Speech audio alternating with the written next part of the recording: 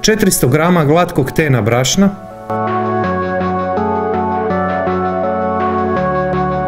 15 g soli, nemojte smanjivati količinu, pola standardnog paketića praška za pecivo, ja sam stavio 6 g, 150 g hladnog maslaca, znači direktno iz hladnjaka, pola čašice, to jest 90 g kiselog vrhnja, negdje se kaže kisela pavlaka, 500 g svježeg kravljeg sira, negdje se kaže meki sir. Nažalost, ne ide to tako lako, da bar ide. Sada u stvari slijedi najteži dio u pripremi. Tijesto mora biti baš ljepljivo za najbolji okus. Naravno da bi dodavanjem 50 do 100 g brašna riješili stvar, ali to više ne bi bilo to. Okus bi u tom slučaju bio onako, kako da se izrazim, kruhast, a treba biti baš prhko, kao recimo najfinije lisnato tijesto punjeno sa sirom. Eto tako bi opisao okus koji ćete dobiti ako ćete slijediti recept. Spremiti u hladnjak oko 20 do 25 minuta. E sad, imate dvije opcije. Možete pripremati odmah ili spremite zamotano u hladnjak za neki drugi dan. Okus će biti isti pripremali odmah ili sutradan. Ja sam se odlučio ostaviti preko noći, oko 10 sati, ali to naravno može biti i dulje.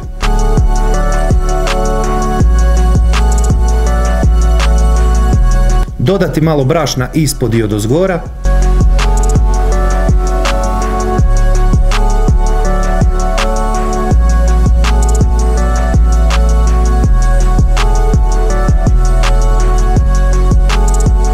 Debljina je oko pola centimetra.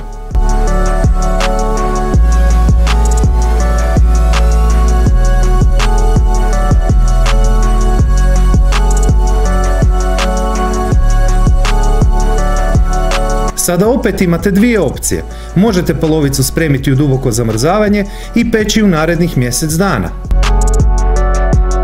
Možete porcionirati na manje komada i zamrznuti, pa imate recimo cijeli tjedan za školarca kako bi ponio u školu uvijek toplo i svježe.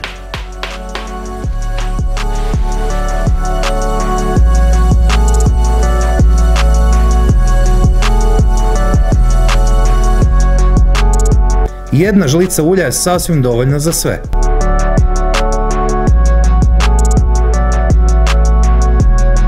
Peći 22 minute na 200 stupnjeva s uključenim gornjim i donjim grijačem. Sa uključenim ventilatorom na vrući zrak peći oko 5 minuta kraće na istoj temperaturi.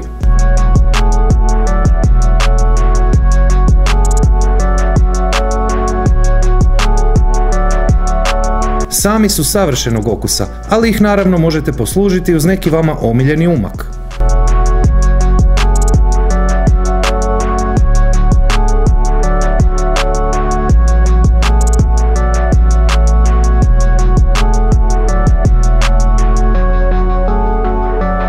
Ispod svakog mog videa je pisani recept, popis sastojaka, postupak, savjeti koji nisu stali u video, ali i preporuke za razne slične recepte koje ste možda propustili, a stvarno bih volio da ih probate.